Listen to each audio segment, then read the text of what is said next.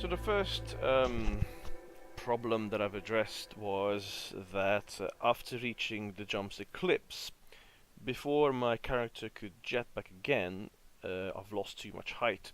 So if I just reroute these states over here and just ignore this guy for now, what you'll see happen is I jump, and even if I'm very fast, which I am,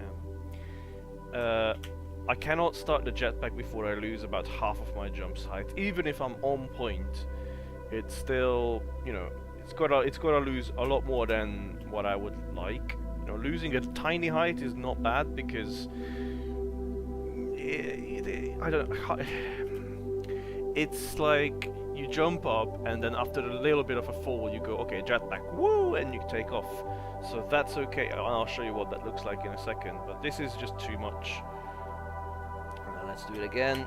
It's just too much. So instead, I have the state here, and I ended up increasing our jump height by a little bit. I might address that, but you can see right there is because I have this 1.1 second delay, which gives us an opportunity to jetpack. This is right before you start falling and before you start losing height, you have a tiny window in which you might want to activate your jetpack. One thing I could do is shorten this time by 0.1 seconds just to compensate, but I think I might actually like this height of a jump. I mean, I couldn't get over this obstacle with it, right?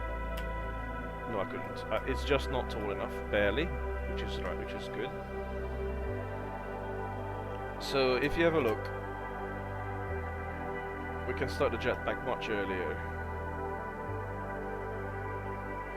and actually keep the appropriate height that we wanted. There I did it a bit late, and we're gonna have the jetpack function soon, which will, oh,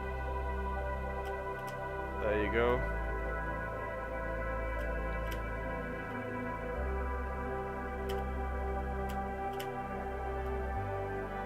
This works off a double jump, because what Carl was trying to do, which I appreciate, is when you hold down jump, you will keep hovering as long as jump is held down.